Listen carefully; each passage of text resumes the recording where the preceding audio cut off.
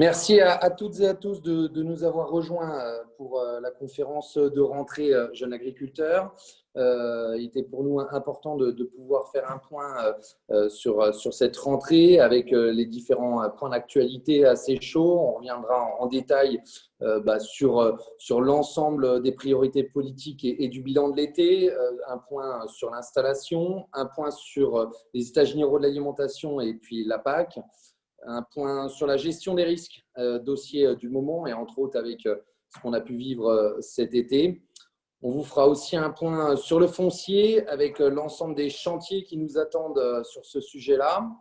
Et puis, avant de conclure, on fera un gros point aussi sur le plan de relance qui va aussi beaucoup nous occuper, qui vous a beaucoup occupé, mais qui va aussi nous, sur le territoire, beaucoup nous occuper. Je tiens juste à stipuler en amont qu'on devait aussi vous faire le retour sur le rendez-vous qu'on devait avoir ce matin avec le ministre de l'Agriculture qui a dû être décalé à cause de visites sur le terrain avec le Premier ministre. Mais on ne manquera pas de vous envoyer une info presse donc au moment de ce rendez-vous avec le ministre. Je vais tout de suite laisser la parole à Arnaud pour qu'il vous fasse un peu le retour des priorités politiques et du bilan de l'été. Je tiens juste à spécifier avant qu'on rentre dans le détail qu'on se tiendra donc à votre disposition à la fin de la conférence de presse pour répondre à vos questions, mais aussi ultérieurement si vous avez besoin d'avoir des enregistrements audio ou vidéo, on se tient à votre entière disposition. Arnaud, c'est à toi. Arnaud, ton micro est coupé. Oui, bonjour à toutes et à tous et merci d'être là avec nous cet après-midi. Moi, je vous ferai un retour un peu sur la tendance du réseau et après, en particulier, sur les dossiers, notamment sécheresse et prédation. Vous n'êtes pas sans le savoir que voilà, on est encore dans la crise du Covid. Malgré tout, et comme on l'avait dit à la dernière conférence de presse qu'on avait pu faire, l'agriculture a tenu bon, a joué son rôle et a su être présent pour assurer la sécurité alimentaire du pays. Au niveau du syndicat Jeunes Agriculteurs, les jeunes sont toujours plus que motivés pour relever les défis qui seront face à nous, et notamment avec le plan de relance qui sera revu tout à l'heure avec vous par Samuel. Nous serons prêts et le réseau est prêt à relever le défi et à y répondre. Peut-être quelques dossiers qui ont animé l'été chez Jeunes Agriculteurs.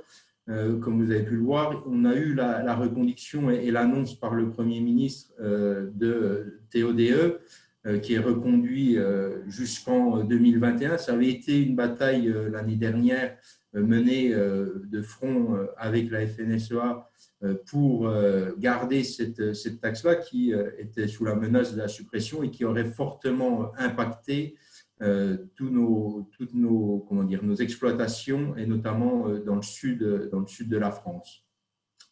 Nous avons aussi, et pas une victoire et pas des moindres, et nous en sommes très fiers à Jeunes Agriculteurs, notamment dans la loi rectificative du plan de finances avec le calcul des cotisations MSA qui était au début une proposition qu'on soit sur une assiette triennale. On a pu revenir en calcul cotisation N, comme quand nous sommes jeunes agriculteurs. Et pour nous, c'est vraiment une victoire par rapport à la crise du Covid d'avoir pu obtenir de la part du gouvernement ce calcul pour les cotisations MSA. Et enfin, une autre victoire qui, pour nous, aussi par rapport à cette crise et aux dernières annonces, c'est le contrat d'apprentissage qui, vous le savez, nous tient aussi grandement à cœur à Jeunes Agriculteurs, car l'apprentissage, on en est convaincu, est une solution pour former des jeunes demain à reprendre les exploitations agricoles. Et je pense que l'aide exceptionnelle qui a été mise pour accompagner au mieux les chefs d'exploitation qui choisiraient de prendre des apprentis est, je pense, un signal positif et en bonne voie pour l'avenir de l'agriculture. Il y a eu le dossier sécheresse, j'ai envie de dire, qui a impacté le pays depuis déjà un moment avec notamment des épisodes qui avaient déjà eu lieu sur avril. qui se sont poursuivis durant l'été et qui s'abattent encore à l'heure actuelle, et on peut le voir aujourd'hui avec les températures qu'il fait, est encore présent. On a obtenu, on avait fait une demande avec un courrier commun de la FNSEA pour demander des dérogations sur les cultures dérobées avec le décalage des semis au 1er septembre, enfin qu'elles soient mises en place au 1er septembre et qui pourraient se terminer au 27 octobre. Je pense que la sécheresse, et on l'a dit durant l'été dans des interviews qui ont pu être faites, c'est que je pense que ça doit nous amener, alors oui, à penser au changement climatique, mais aussi à penser la gestion de l'eau. Je pense que ça, on y reviendra dans le plan de relance. Il y a une ligne qui est mise là-dessus, mais je pense que ça doit vraiment faire prendre conscience à l'ensemble de la population, parce que je pense que la gestion de l'eau, souvent on a stigmatisé un peu les agriculteurs avec dire qu'ils voulaient juste arroser pour une agriculture intensive. Je pense que c'est un débat qui a plus sa place maintenant et qui est révolu. Il faut voir la gestion de l'eau sous un angle bien plus large, et notamment la gestion de l'eau de nos rivières, de nos cours d'eau, parce que faire des barrages sur des rivières, c'est maintenir un débit d'eau le long de l'année, et ça permettrait aussi au milieu aquatique de continuer à vivre. Je pense qu'il ne faut pas seulement le voir parce que des agriculteurs voudraient arroser. Je pense que c'est vraiment empoigner le dossier par un mauvais angle. Et il y aura aussi la question demain de l'approvisionnement en eau potable des foyers des gens. Il y a aussi le sujet prédation. Alors, c'est un sujet qui nous anime malheureusement depuis des années à Jeunes Agriculteurs, qui commence de plus en plus à mettre en cause l'agriculture dans les montagnes et même maintenant en plaine. En fait, on commence à se poser la question de savoir l'avenir de l'agriculture, où c'est qu'on va en finir. Alors, vous avez dû sûrement le voir, et à force d'insistance et de bataille, on a obtenu la visite de la ministre, Madame Barbara Pompili, sur le terrain dans les Hautes-Alpes, sur une exploitation en cœur de parc, où c'est qu'elle a pu échanger avec les représentants syndicaux, JA, FNSEA et Chambre d'agriculture sur la question de la prévention du loup, pour vraiment se rendre compte sur le terrain de l'impact de ce prédateur-là. Juste quelques chiffres quand même sur le loup pour que vous ayez conscience. À l'heure actuelle, au 30 juin 2020, c'était 3 872 dossiers qui étaient déposés de demande d'indemnité par rapport à des attaques de loups. C'est 50 000 animaux qui ont été prédatés entre 2016 et 2019, la prédation. Donc ça montre quand même qu'il y a une augmentation. Le loup est passé de 530 individus l'année dernière à 580 individus recensés malgré les tirs de prélèvement. Donc je pense que ce coup-ci, voilà, il est temps d'en prendre grandement conscience. Il va se poser demain la question du défrichement des montagnes, qui va entretenir les montagnes et qui va permettre, si ce n'est pas les agriculteurs, de pouvoir continuer à laisser la montagne pour que l'hiver, il y ait des pistes de ski et éviter les incendies d'été. Donc, je pense que derrière, voilà, il y a vraiment des questions qui se posent. Le coût d'un loup, c'est aussi 60 000 € par an. Ce n'est pas négligeable. Vous le multiplierez par le nombre de loups, vous apercevrez que ça fait quand même une somme qui n'est pas négligeable. Donc, voilà, je pense que nous, voilà, ce qu'on demande, c'est du pragmatisme, c'est que tous les troupeaux qui soient attaqués, les agriculteurs puissent se défendre et prélever les loups qui attaquent. Donc, sur ce dossier-là, on continue à se battre, à revendiquer les demandes qu'on a eues. À l'issue de la visite sur le terrain de la ministre, il y aura des rendez-vous qui se caleront au cabinet pour continuer à travailler sur le dossier loup. Le dossier prédation, si je ne vous parlerai pas de l'ours, j'en oublierai. L'ours a aussi fait ses victimes. Ça tape de plus en plus dans les régions des Pyrénées. C'est aussi un sujet qui nous tient à cœur. Un sujet qui est encore plus compliqué que pour le loup, car à l'heure actuelle, il n'y a aucune mesure réellement pour en fait enrayer les ours qui viendraient attaquer les troupeaux. Donc là-dessus, on continue à y travailler. Et depuis peu, pour certains, vous avez dû le voir, nous avons les vautours qui viennent se rajouter à la liste, et notamment dans le département de la Haute-Loire, avec des attaques de vautours sur les troupeaux. Donc voilà, la prédation, c'est un sujet qu'on revient souvent avec vous lors des conférences de presse. C'est un sujet qui revient souvent sur la table, mais je pense il est grandement temps qu'on s'en saisisse. On a un espoir que enfin le gouvernement s'en saisisse vraiment avec la visite de la ministre sur le terrain. Ça montre au moins qu'elle a été attentive et intriguée par les remontées qu'on faisait depuis un moment et qu'elle a voulu aller se rendre compte sur le terrain. Maintenant, voilà, au-delà de la visite, il faudra des actes et des choses pour garantir demain encore une agriculture dans ces zones-là qui est essentielle à notre agriculture française. Voilà, pour moi, j'ai brossé un peu les sujets qui ont concerné le réseau Jeunes Agriculteurs durant l'été. Merci Arnaud. Je vous propose qu'on passe à la partie installation avec Loïc. Oui, merci Samuel. Donc bonjour à tous. Effectivement, on va entamer la partie sur un sujet pour nous jeunes agriculteurs ô combien important. C'est vraiment notre cœur de métier et c'est sur ce dossier-là que nous mettons un maximum de cœur à l'ouvrage. Alors en temps normal, j'ai envie de dire dans un déroulement classique, mais aussi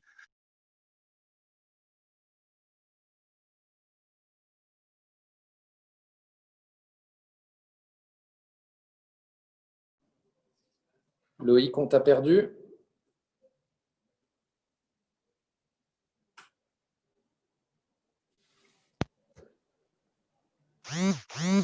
Là, excusez-moi, j'ai eu un double appel et ça a mis un peu le bazar. Donc oui, je disais, dans cette période un peu de crise et de complexification que nous venons de connaître, voilà, Jeune Agriculteur a été aussi présent pour essayer de faire en sorte qu'il n'y ait pas de problème pour les jeunes qui s'installent et que les projets puissent être menés à bout.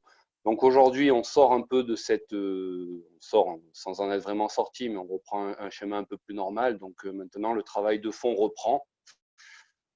Commencer peut-être aussi par 2019, nous avons eu les chiffres, alors sans vouloir spoiler quoi que ce soit, mais en 2019, on était à 4 990 installations aidées, donc accompagnées par la DJA et par le dispositif d'accompagnement humain. C'est légèrement inférieur à 2018, il faut le dire, mais malgré tout, c'est un chiffre qui est encourageant, qui se stabilise autour des 5000. Et donc, voilà, ça doit nous conforter dans notre travail, mais sans pour autant qu'on se repose sur nos lauriers, car aujourd'hui, voilà, on n'est toujours qu'à 2/3 de renouvellement des chefs d'exploitation. Et on sait aussi qu'on a un âge moyen des agriculteurs en France qui est de 52 ans, ce qui nous laisse présager dans les 10 années à venir qu'on a environ la moitié des agriculteurs qui vont partir à la retraite. Face à ça, on a besoin de quoi? Plus que jamais, on a besoin de candidats. Plus que jamais, on a besoin de jeunes ou de moins jeunes qui se lancent dans le métier. Pour quelles raisons? Déjà, la première, et la crise qu'on a passée nous l'a remontré, c'est notre souveraineté alimentaire. C'est une alimentation locale, de qualité, en quantité. C'est aussi des territoires ruraux qui sont vivants, qui sont dynamiques, ouverts et donc forcément attractifs, car c'est un secret pour personne, l'agriculture, sans en être seul pilier, reste quand même au centre de la ruralité et de sa dynamique. Cela ne doit quand même pas nous faire oublier non plus l'agriculture urbaine, une agriculture qui se développe, qui est sans être à part, mais dans un contexte qui est différent et qui, selon Jeune Agriculteur, doit aussi être accompagné et doit pouvoir bénéficier des mêmes chances qu'un agriculteur plus conventionnel ou un agriculteur rural. Mais l'agriculture, c'est aussi une chance et ça doit être plus qu'un atout, une force face au changement climatique que nous connaissons aujourd'hui. On le voit très bien ces dernières années. Donc pour cela, nous avons lancé, nous, un grand programme et nous avons travaillé dessus, notamment à notre session renouvellement des générations d'agriculture en fin d'hiver, un grand programme pour créer des vocations. C'est vraiment un grand programme pour promouvoir le métier et pour attirer un maximum de jeunes dans les métiers de l'agriculture. Il n'y a pas que l'agriculture, nous avons besoin aussi de tout l'environnement qu'il y a autour. Donc pour cela, voilà, nous, ce qu'on souhaite, c'est créer une grande campagne de promotion du métier en rassemblant vraiment tous les acteurs, tout l'environnement qui gravite autour des agriculteurs pour qu'on puisse avancer ensemble et donner envie à des candidats de se lancer dans l'agriculture. Donc j'en profite au passage voilà, pour saluer aussi les annonces qui ont été faites dans le plan de relance avec vraiment un budget fort qui a été mis pour que nous puissions construire un vrai plan de communication et vraiment faire de la promotion du métier à l'échelon national.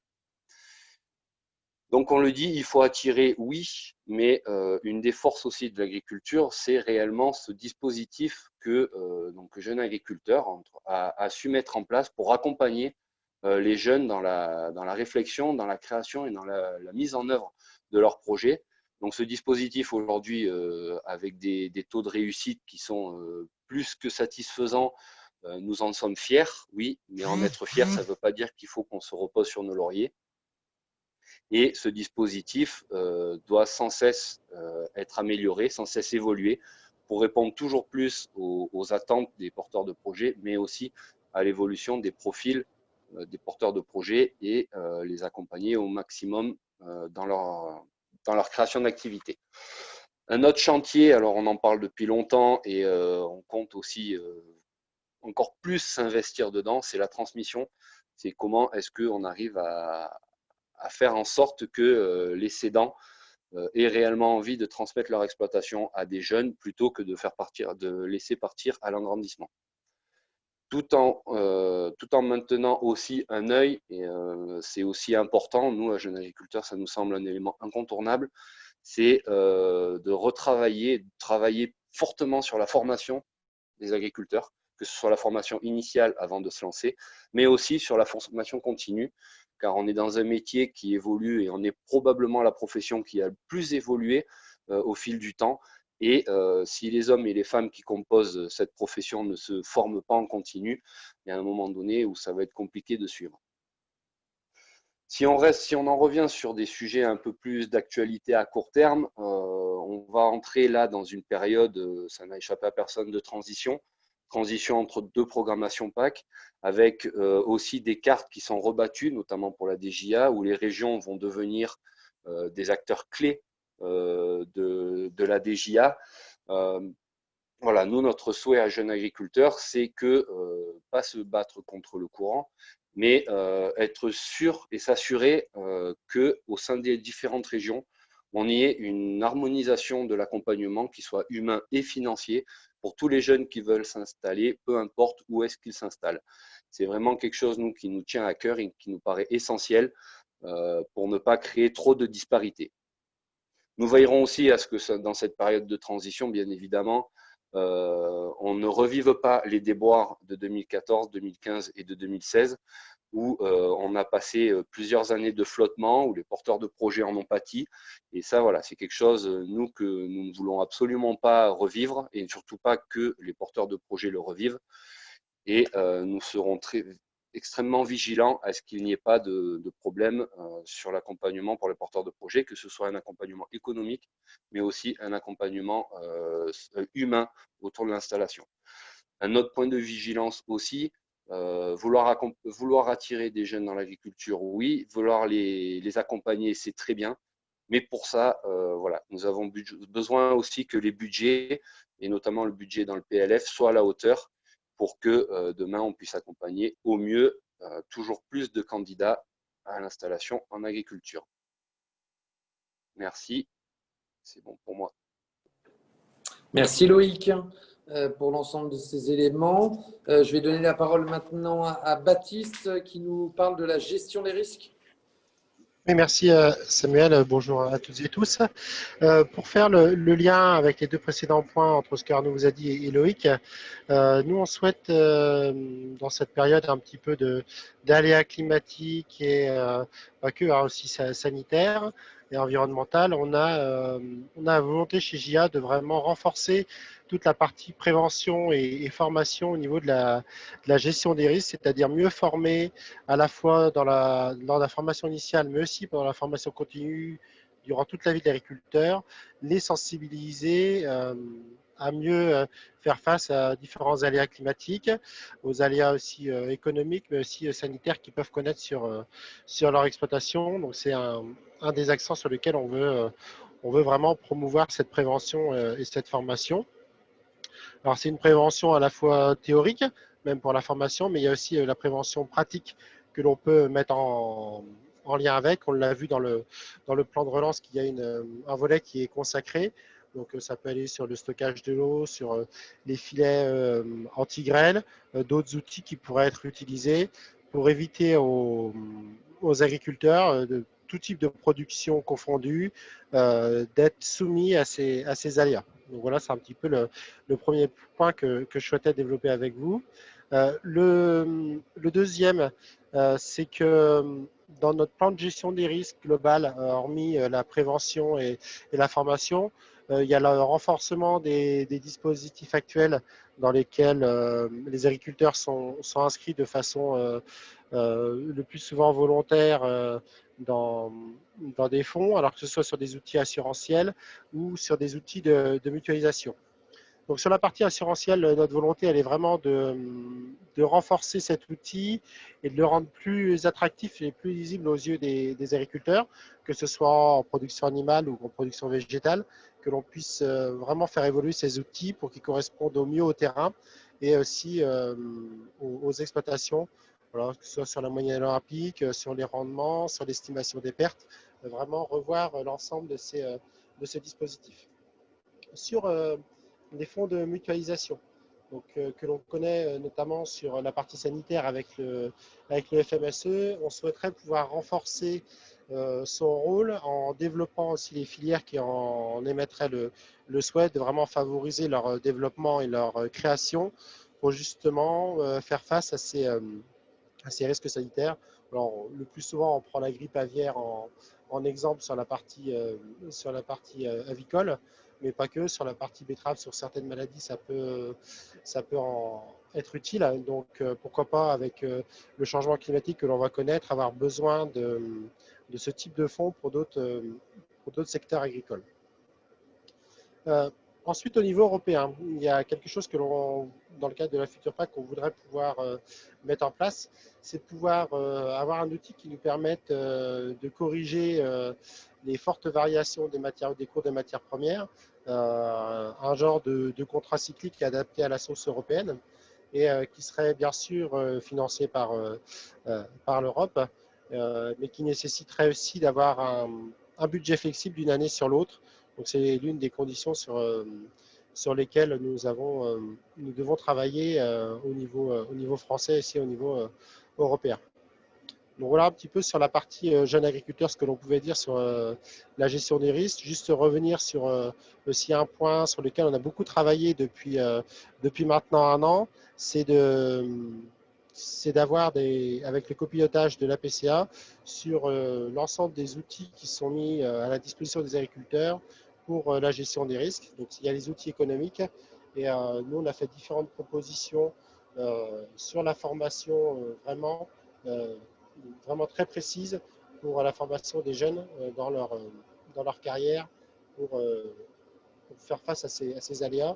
Donc là-dessus, on pourra y revenir un peu plus en détail si vous voulez des informations, mais on espère que lorsqu'on aura le rendez-vous avec le ministre, on pourra avoir un peu plus de grains à moudre. Voilà.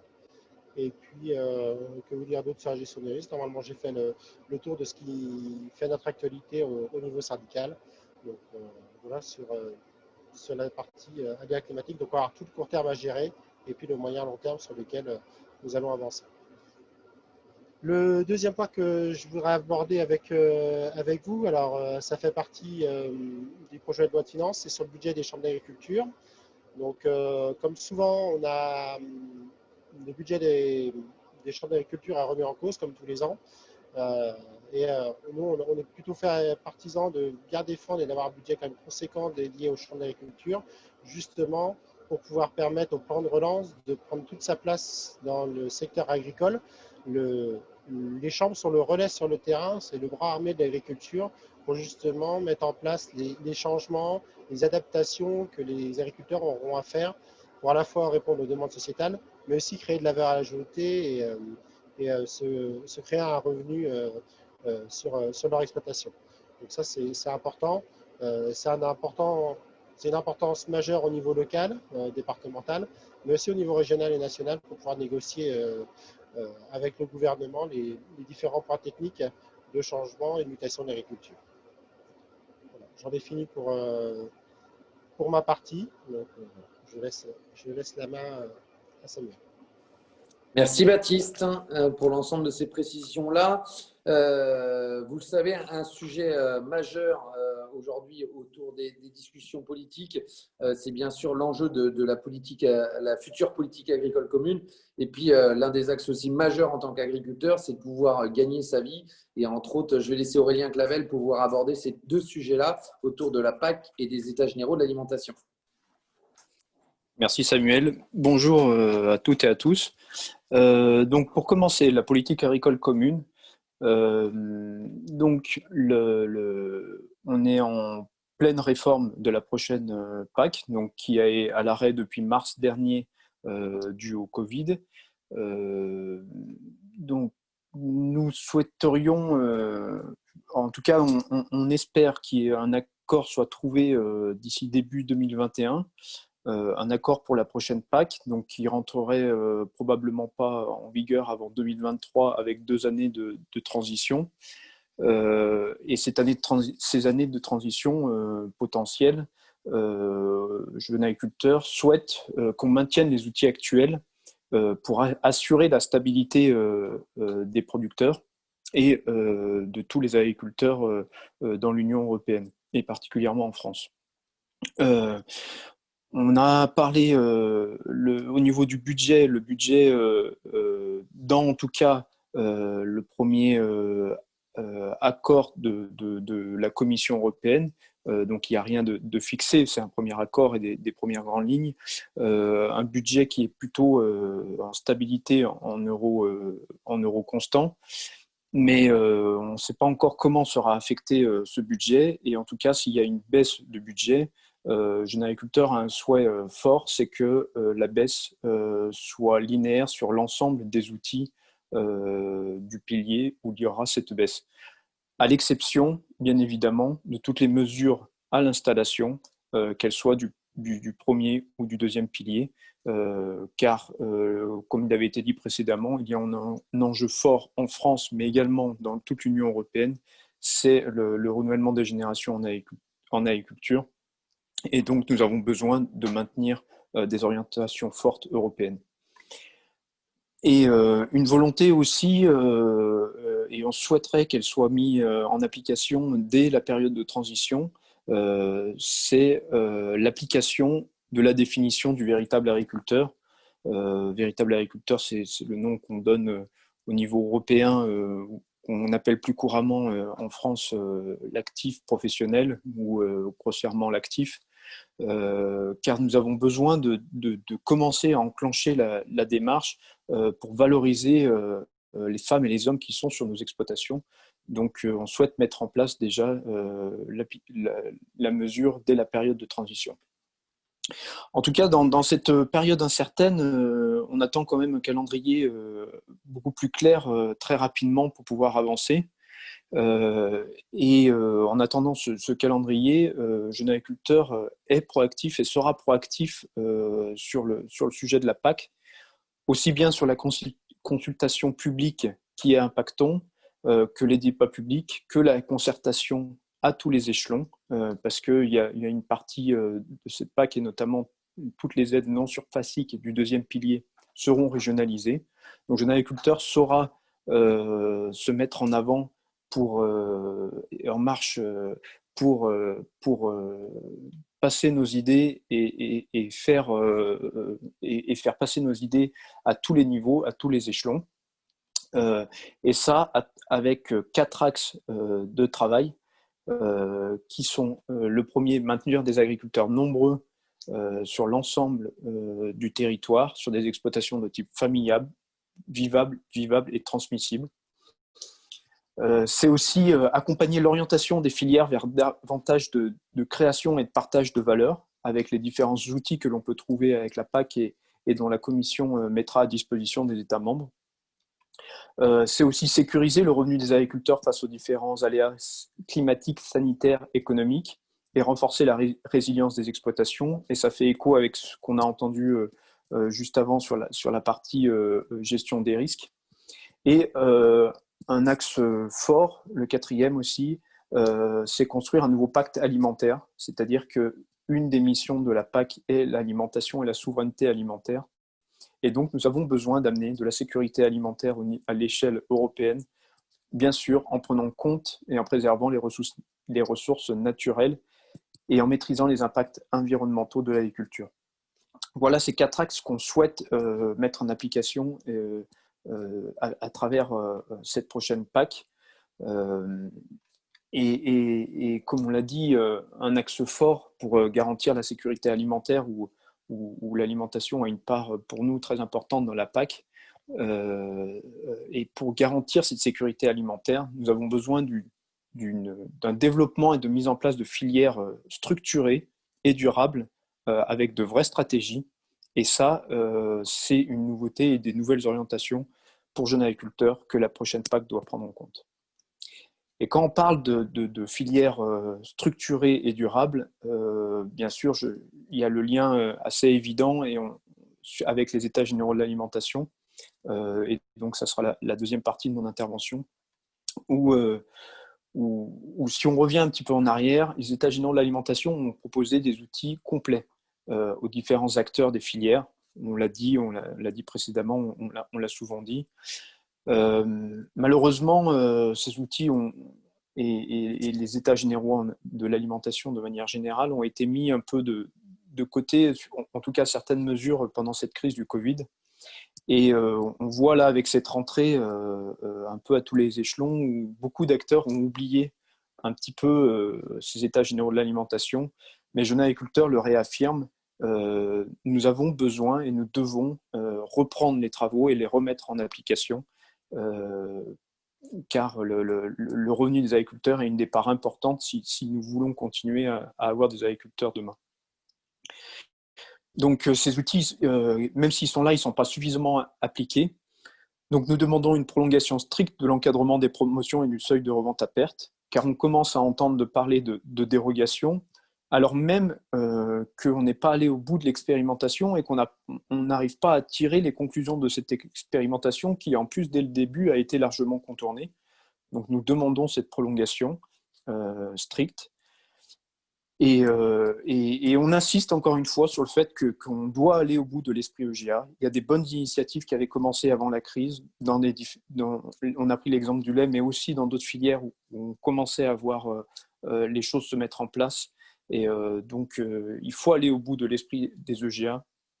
Nous avons une grosse attente, quand on dit qu'on veut aller au bout, on a une grosse attente sur les rendez-vous à venir. Et notamment, il y en a 2 qui arrivent rapidement. Le premier, c'est le point sur les négociations, qui se sont passées au ministère de l'économie avec la secrétaire d'État et le ministre de l'Agriculture. Et nous réaffirmerons nos attentes fortes et nous redirons à tous les acteurs et à l'État le rôle que chacun doit jouer et les attentes des jeunes agriculteurs. Et le deuxième, c'est une réunion sur la possible dérogation sur l'ordonnance de l'encadrement des promotions et du seuil de revente à perte. Et là, nous attendons ça aussi avec impatience pour pouvoir réaffirmer notre volonté et pouvoir réaffirmer les enjeux et que nous devons aller au bout de cette expérimentation. Une expérimentation de 2 ans, c'est pas long et pour pouvoir en tirer les enseignements. Donc voilà, si on reprend un petit peu, pour résumer un petit peu tout ça, si on réagit à l'intervention du ministre sur l'état général de l'alimentation, le ministre a dit la loi Egalim va dans le bon sens, mais l'objectif n'est pas atteint. Oui, nous le disons, c'est insuffisant sur certaines parties, il faut aller beaucoup plus loin, tirer des enseignements quand on pourra tirer les enseignements, et surtout aller beaucoup plus loin avec les mauvais élèves où on a été, même si on en a mis en avant, on a été encore trop laxiste avec les mauvais élèves et beaucoup plus ferme sur l'expérimentation où il faut laisser le temps de les évaluer. Voilà. Merci Aurélien pour ce point complet sur les enjeux et les axes plutôt économiques du syndicat. Un point qui est essentiel aussi pour les jeunes agriculteurs et entre autres pour continuer le renouvellement des générations, c'est l'accès au foncier et tous les enjeux autour du foncier. Et donc, je vais laisser Sébastien vous présenter cette partie-là. Oui, merci Samuel. Bonjour à toutes et à tous. Effectivement, le foncier, c'est un sujet aussi majeur pour jeunes agriculteurs parce que le foncier, bien évidemment, c'est l'outil de travail pour réaliser notre métier et c'est la première pierre de l'édifice pour construire une exploitation. Et on souhaite vraiment le rappeler que les jeunes ont besoin d'un accès au foncier qui soit sécurisé et qui permette de réaliser des projets sur du long terme. Et dans le cadre de ce sujet-là, on va aborder deux sujets. Le premier qui est notre semaine sur le sujet du foncier qui aura lieu du 21 au 25 septembre sur les enjeux par rapport au foncier pour les jeunes agriculteurs. Et ensuite, un deuxième sujet plutôt par rapport à la loi foncière qui est toujours attendue à l'heure actuelle. Donc sur la semaine du foncier, donc on aura une campagne qui aura lieu principalement sur les réseaux sociaux, avec un objectif qui est celui de sensibiliser le grand public et les élus locaux sur les enjeux du foncier. Donc cette semaine, elle sera déclinée en 5 thématiques. Donc l'urbanisation, le photovoltaïque au sol, les friches, l'accès au foncier et enfin le lien entre le foncier et la souveraineté alimentaire qui a été aussi mise en avant pendant la crise du coronavirus. Donc je vais juste un peu vous détailler ces 5 thématiques. Donc sur l'urbanisation, je pense qu'il est vraiment important de rappeler 2 chiffres qui nous paraissent vraiment importants. 26 mètres carrés par seconde qui sont aujourd'hui artificialisés. C'est le nombre, enfin 26 mètres carrés, c'est vraiment les surfaces agricoles qui sont perdues. Ça équivaut sur 7 ans à l'équivalent d'un département, donc c'est quand même un chiffre qui est relativement considérable.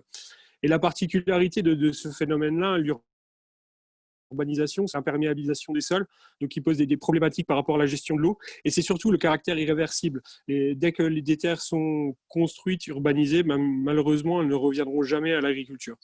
Donc c'est pour ça que Jeunes Agriculteurs défend un principe de zéro artificialisation nette. Et c'est surtout dans l'objectif de pouvoir repenser aussi l'urbanisation et la construction aujourd'hui et le développement économique qu'on a besoin de le réfléchir et de le réaliser d'une manière différente pour toujours minimiser l'impact sur les terres agricoles. Et bien entendu, dans ce contexte-là, on souhaite aussi établir vraiment un principe de protection des terres agricoles pour que demain, on change un peu de paradigme et que les terres agricoles soient protégées. Et quand on souhaite les urbaniser, il faut les déclasser des terres agricoles et les convertir en terres constructibles. Et c'est vrai qu'aujourd'hui, de manière, je pense, générale, le message qu'on souhaite faire passer, c'est aussi que c'est pas en continuant à détruire en fait progressivement les terres agricoles que la société et nos concitoyens assurent la durabilité de notre modèle et surtout de construire un avenir serein. Deuxièmement, sur le sujet du photovoltaïque au sol, alors comme vous pouvez peut-être le savoir, Jeunes Agriculteurs est vraiment opposé par rapport au photovoltaïque au sol. Hein. Vraiment, je redis, le photovoltaïque au sol, on n'a pas de souci par rapport au développement des énergies renouvelables et du photovoltaïque en soi-même, mais on souhaite le privilégier sur des bâtiments existants, sur des parkings, par exemple, sur des hangars agricoles, sur des sites dégradés, sur des hangars industriels, mais de préserver vraiment les terres agricoles de ce phénomène-là. Aujourd'hui, il y a une ambition au niveau du programme pluriannuel de l'énergie qui est d'avoir 40 000 hectares de photovoltaïque en 2028. Donc l'échéance est relativement courte. Et nous, on souhaite vraiment qu'aujourd'hui, on privilégie les sites qui sont déjà, ou les lieux qui sont déjà construits pour mettre des panneaux photovoltaïques dessus. Ça permettra de diminuer aussi l'impact de l'artificialisation et puis de permettre à des jeunes d'avoir accès à de la terre pour pouvoir réaliser de l'agriculture. Ensuite, le sujet des friches. Alors, le sujet des friches, pourquoi ce sujet? Parce qu'aujourd'hui, bien souvent, quand on se promène en campagne ou dans les périphéries des villes, on ressent, on voit et on peut constater qu'il y a beaucoup de friches. Donc, on souhaite qu'il y ait un recensement des friches qui soit réalisé pour permettre de remettre des terres par les moyens qui existent aujourd'hui, que ce soit législatif, telles que la remise en valeur la procédure de remise en valeur des terres incultes, de remettre des parcelles en culture, en pâture. C'est de libérer du foncier par ce biais-là et permettre l'accès aux jeunes. Parce qu'aujourd'hui, on estime sur la totalité de la France, il y a une fourchette qui oscille entre 50 et 100 000 hectares de terres qui sont en friche par ce biais-là. Donc ça permettrait d'un premier point de vue de lutter contre les incendies, d'entretenir les montagnes, d'éviter des avalanches. Et on a une grande question aujourd'hui qui se pose sur cette question-là, c'est que dans certains cas, il y a la compensation forestière qui s'applique sur d'anciennes terres agricoles où il y a eu des boisements spontanés et qui sont un énorme frein à la reconversion finalement de ces terres agricoles à leur vocation initiale qui était l'agriculture il y a quelques années en arrière. Et donc, on vous souhaite aussi sensibiliser nos élus à recenser les friches industrielles parce que ça permettrait aussi de reconstruire et de réadapter des bâtiments à une nouvelle activité industrielle ou économique, alors qu'on a des bâtiments qui sont vides aujourd'hui et qui n'ont aucune vocation économique. Donc, ça permettrait aussi d'éviter de reconstruire et de reprendre des nouvelles terres agricoles pour rebâtir sur des nouveaux hangars ou des nouvelles zones économiques. Ensuite, la quatrième thématique qui sera évoquée, c'est pour lutter contre les concentrations en fait, et le contrôle des opérations sociétaires. Ça, c'est vraiment un enjeu qu'on voit qui prend de l'ampleur d'année en année. Aujourd'hui, c'est qu'on a des sociétés qui sont transférées par le biais de rachats de parts sociales qui sont en dehors de tout contrôle aujourd'hui, vu qu'il y a en passant par le contrôle par exemple, le schéma des structures aujourd'hui ne contrôle pas tous ces points-là.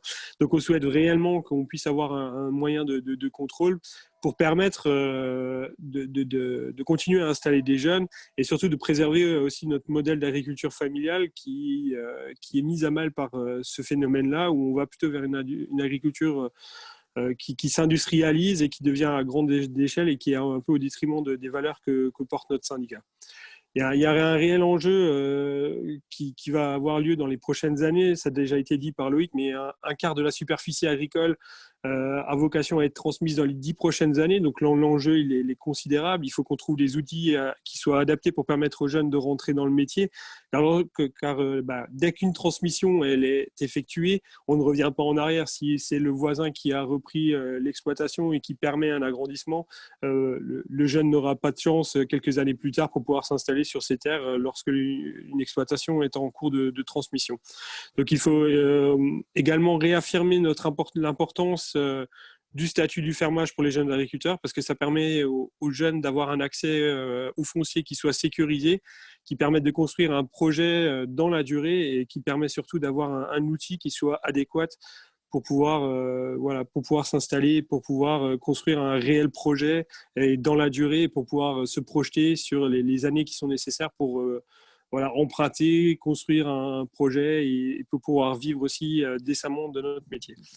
Ensuite, le foncier et la souveraineté alimentaire.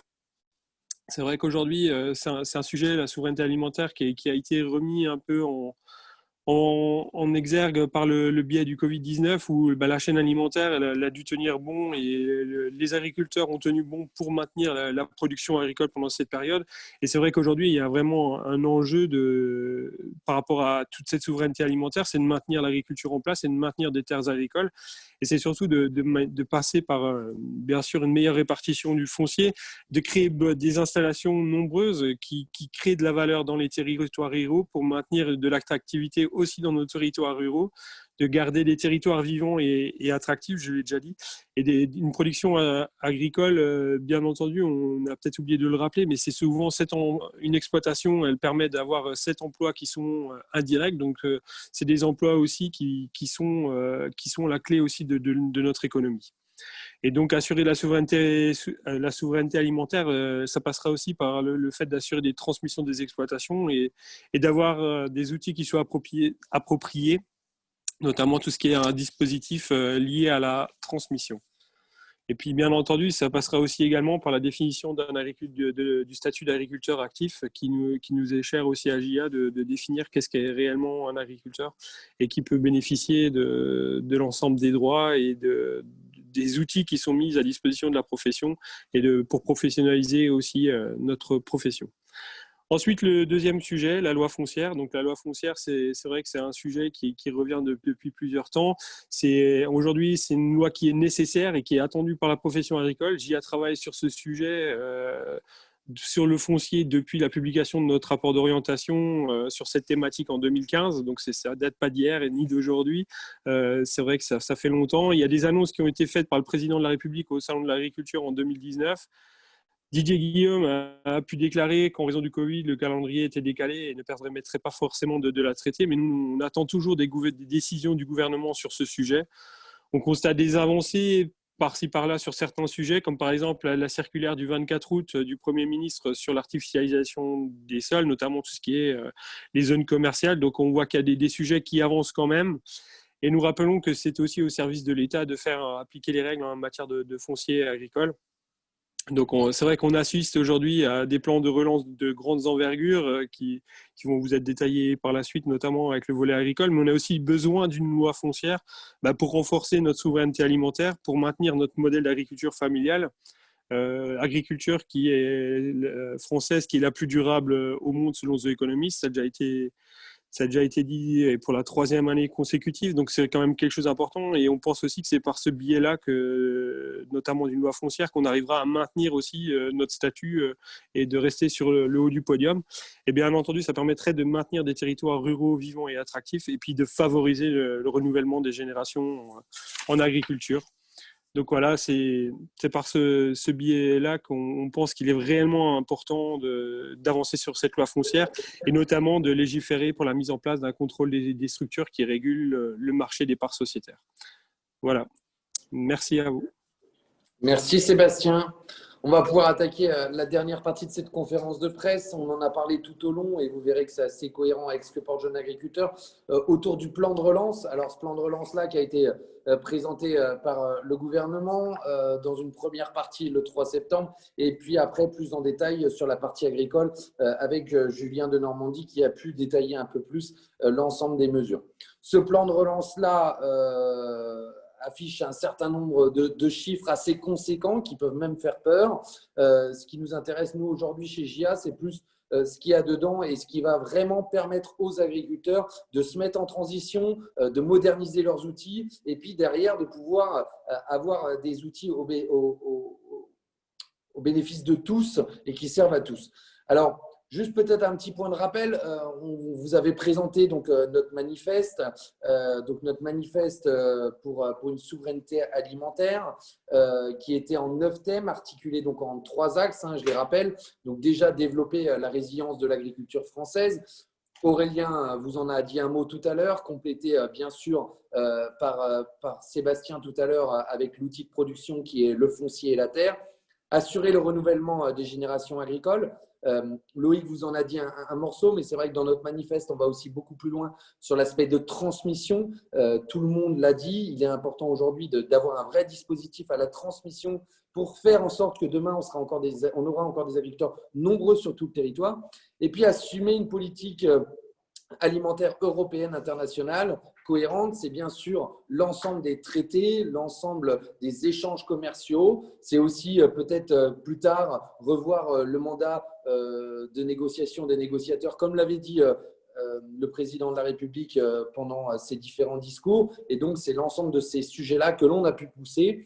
Dans un premier temps, bien sûr, au ministère de l'Agriculture, dans un court temps qui va arriver très vite aussi au ministère de l'Écologie, et puis tout un tas de séries. On a pu rencontrer le président de la Comeco au Sénat, un certain nombre de la Comeco aussi à l'Assemblée nationale, des différents partis, des différents groupes.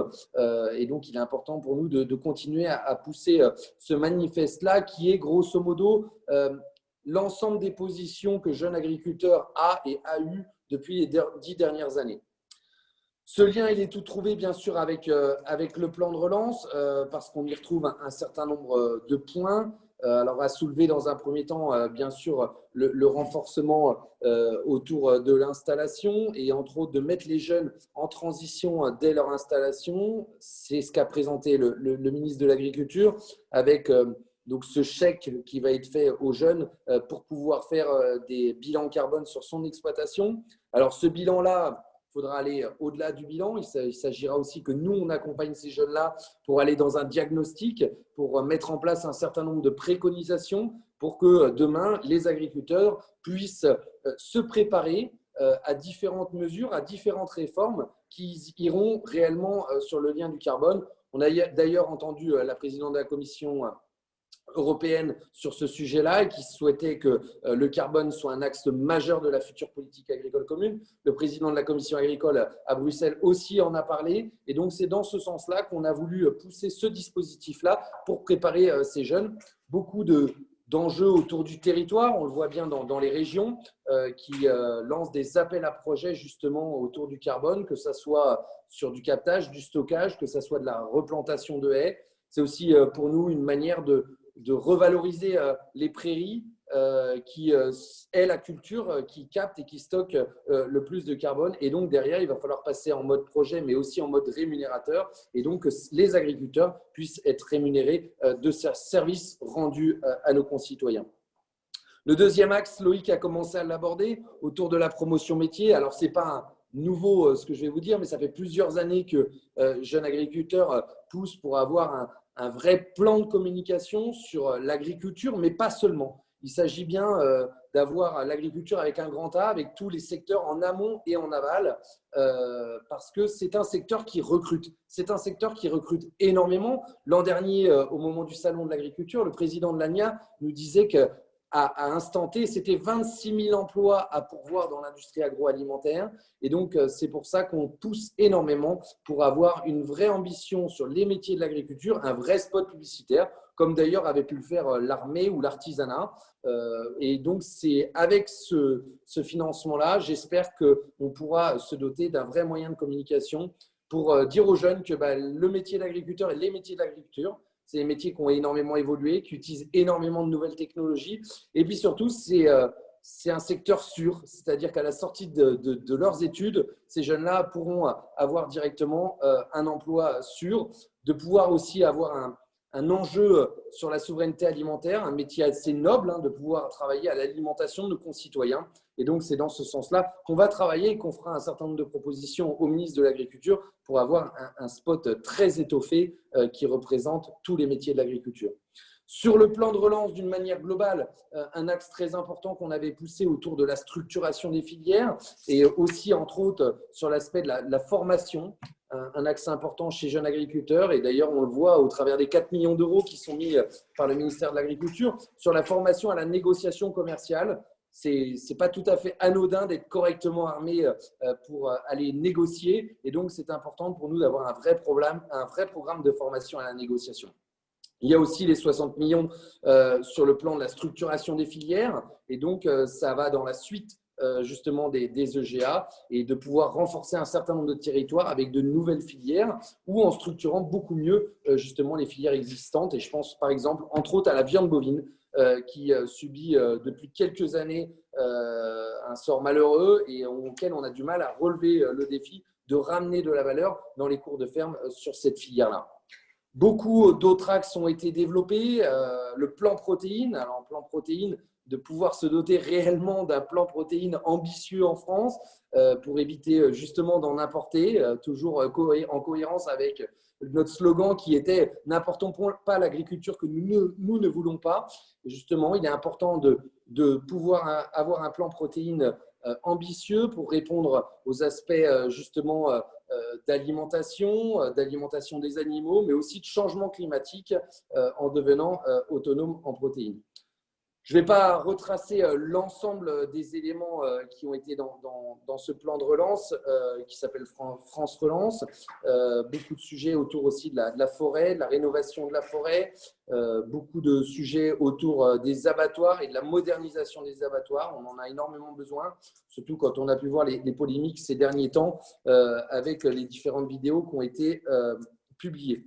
Autre point qui n'est pas directement attrait à l'agriculture et qui a été présenté par Barbara Pompili dans sa conférence de presse, autour de la rénovation énergétique, le fait de pouvoir intégrer justement la filière lin et la filière chanvre en direct sur la rénovation énergétique.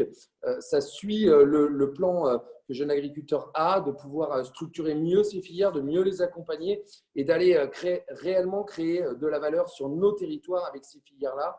Et donc, on salue cette décision-là qui a été mise. Maintenant, toutes ces décisions, ces annonces ont été faites. On est prêt à répondre aux côtés du ministère pour accompagner les agriculteurs donc dans ce plan de relance. On attend bien sûr les déclinaisons totales du plan de relance. Donc, il y a un certain nombre de réunions qui vont être calées dans les semaines à venir pour justement connaître les éligibilités, les déclinaisons totales sur le territoire, parce qu'on peut décider beaucoup de choses à Paris, mais ce qui compte, c'est réellement ce qui retourne directement dans l'exploitation pour mettre les agriculteurs en mode projet, en transition sur l'exploitation, toujours en veillant à ce qu'il y ait aussi du revenu qui revienne dans la cour de ferme, parce que sans revenu, on ne sera pas en capacité de pouvoir moderniser les exploitations.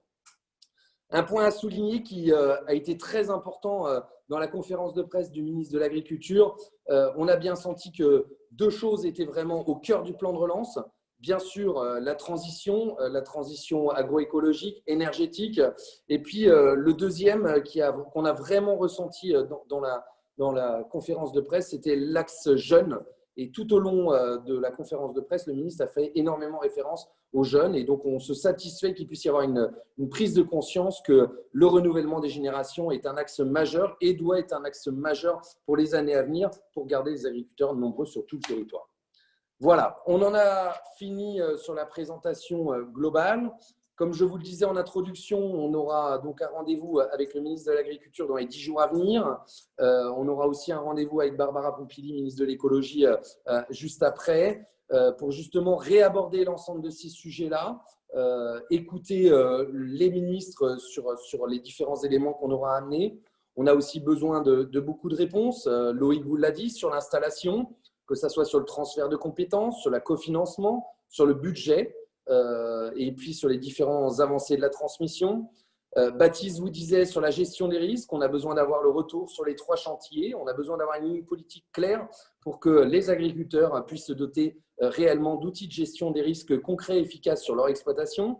Ensuite, avec Aurélien, on a pu aborder la PAC avec bien sûr le calendrier, la méthodologie. On est aujourd'hui en attente.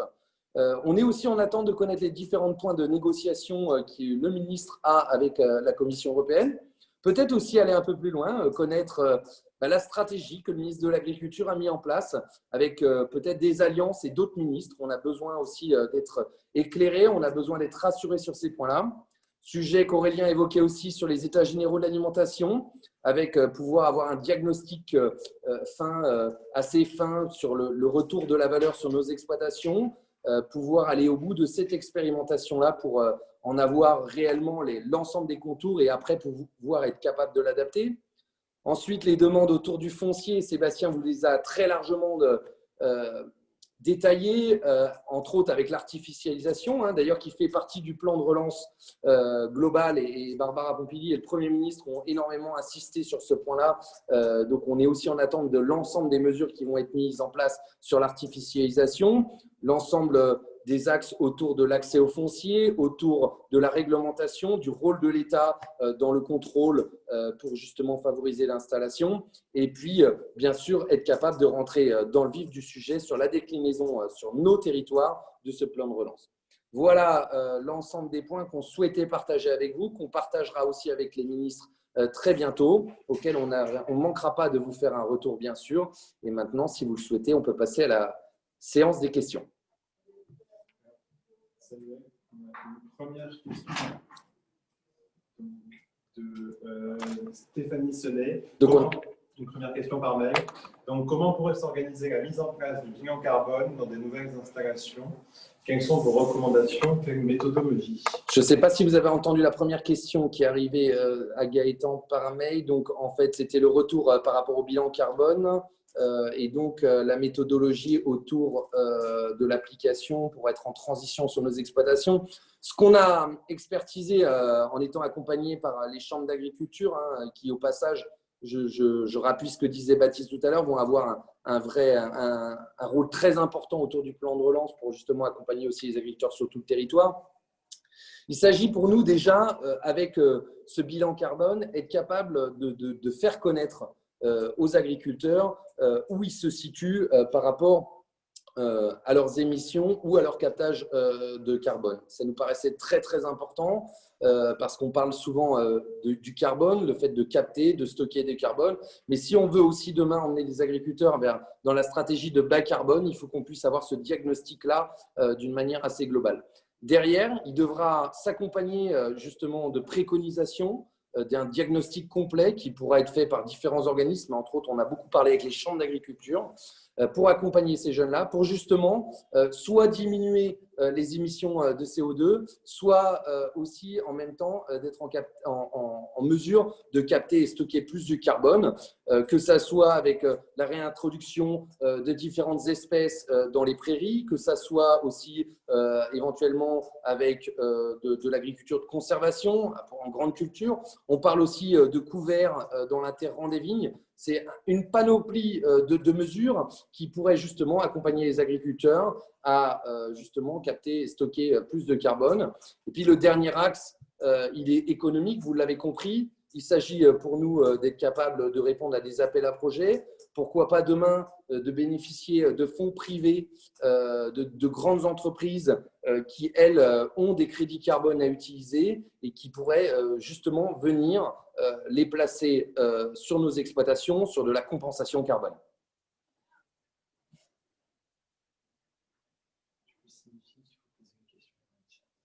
Alors, Gaëtan me signifie que vous pouvez poser les questions dans le chat. Si vous en avez.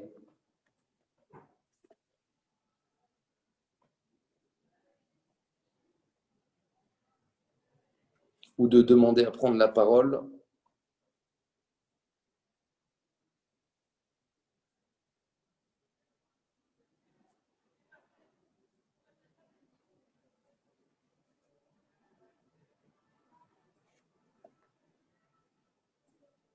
Je ne vois pas de questions. Gaëtan, tu me confirmes?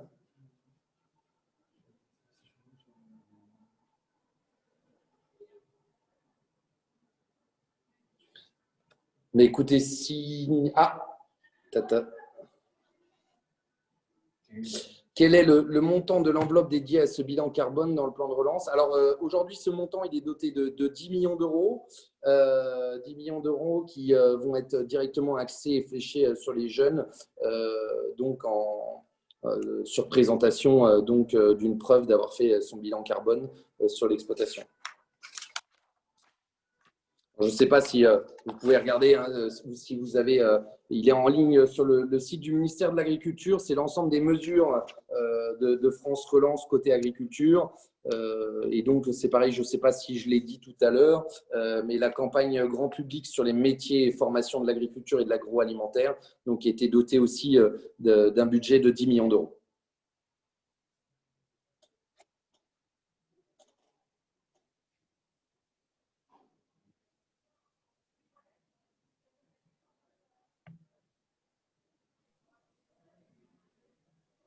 Bonjour, vous m'entendez ou pas? Oui, très bien. Oui, bonjour, Mathias du JMAC. Vous parliez de 26 000 emplois à pourvoir dans l'industrie agroalimentaire. Est-ce qu'il y a un travail à JA de se rapprocher des écoles, des établissements d'enseignement agricole notamment, via peut-être des budgets du plan de relance? Alors, on est en attente déjà de la déclinaison de ces 10 millions d'euros, hein, et je pense qu'on va aussi co-construire pas mal avec le ministère de l'Agriculture. Alors, sachant qu'on était déjà pleinement intégré dans la campagne L'Aventure du Vivant qui avait été lancée par le ministre de l'Agriculture de l'époque, qui avait pour objectif justement de redynamiser les écoles d'agriculture, de pouvoir faire le lien justement entre les écoles et les professionnels. Cette campagne-là, on y avait été clairement impliqué. Alors malheureusement, le Covid a fait que la tournée nationale du bus qui avait été inauguré au Salon de l'Agriculture sur l'Aventure du Vivant n'a pas pu se faire suite au Covid. Donc, on est aussi très en attente de pouvoir relancer cette campagne nationale. Et après, sur ces 10 millions d'euros-là, on verra aussi quelle articulation le gouvernement et le ministère pourra avoir avec les écoles d'agriculture. Alors, quand je disais 26 000 emplois à pourvoir dans l'industrie agroalimentaire, c'était à l'époque, et ça ne reste que sur l'industrie agroalimentaire. Donc, beaucoup d'emplois, on estime aujourd'hui environ 50 000 emplois à pourvoir à l'instant T sur l'ensemble des métiers de l'agriculture. Donc, on est aussi en attente de ces éléments-là vis-à-vis du gouvernement. Merci. J'ai vu qu'il y avait eu une question. Vous avez dit que certaines sociétés sortaient des écrans radars en termes d'agrandissement, concentration, et que vous souhaitez des moyens de contrôle. Quels seraient selon vous ces moyens de contrôle pour qu'elles soient efficaces? Sébastien, je te laisse la parole. Ton micro est éteint. Ouais, c'est bon, je viens de le réactiver. Oui, effectivement, en fait, ce qu'on constate aujourd'hui, c'est que dans le contrôle des structures tel qu'il est fait actuellement, on contrôle les exploitations par rapport à une surface qui est exploitée. Donc, ce qui permet, dès qu'un agriculteur arrive dans un agrandissement qui peut être qualifié d'excessif, en fait, il doit faire une demande d'autorisation et donc il est autorisé éventuellement à agrandir son exploitation s'il remplit un certain nombre de conditions ou pas, ou il peut avoir un refus éventuellement. Le problème qu'aujourd'hui on rencontre, donc, c'est qu'avec le phénomène des parts de société, en fait, les transferts de capitaux, enfin des parts de capital social d'une entreprise peuvent être faits sous seing privé. Et donc, en fait, donc c'est réalisé. Et puis, une personne physique peut prendre le contrôle en fait d'une ARL ou d'une autre exploitation qui, elle, a déjà ses autorisations d'exploiter et tout ça. Et donc, finalement, le fait d'absorber une deuxième structure ne va pas être soumis au contrôle des structures. Donc, nous, on souhaiterait que demain, on puisse avoir un contrôle qui permette en fait de regarder en fait la situation du demandeur et de vérifier en fait la globalité de sa demande d'autorisation et qu'on puisse prendre en compte les différentes structures en regardant dans le registre des bénéficiaires effectifs pour que demain on puisse recroiser aussi les données, parce que c'est vrai qu'il y a un enjeu aussi là-dessus, c'est de croiser les données pour bien vérifier en fait que la demande qui est faite par un demandeur ou par une personne, elle soit conforme aussi, parce qu'il y a aussi un enjeu aussi là-dessus, et qu'il n'y a pas des informations qui auraient été omises d'être déclarées au moment de la demande.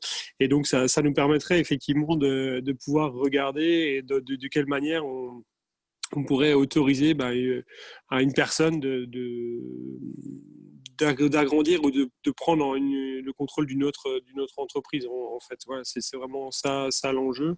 Il y a tout un travail qui est en train d'être mené au sein de notre syndicat et avec la profession agricole pour trouver exactement le mécanisme qui permettra d'adapter le contrôle des structures tel qu'il existe aujourd'hui avec ces nouveaux dispositifs. Donc voilà, on y travaille, on espère avoir le travail qui aboutisse pour la fin septembre. Donc tout est en cours d'expertise aussi dans nos services au niveau juridique pour voir la faisabilité et puis que ça soit valable d'un point de vue juridique et qu'il n'y ait pas de souci de ce côté-là. Donc normalement, vous devriez avoir des informations un peu plus importantes sur le dernier trimestre par rapport à ce sujet-là, plus dans les détails que le principe général. Merci Sébastien. Si jamais vous le souhaitez, vous pouvez aussi poser des questions à l'oral.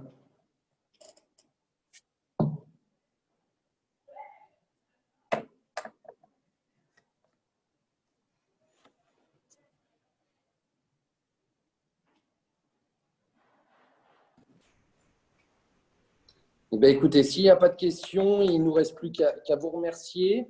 Il y a une question?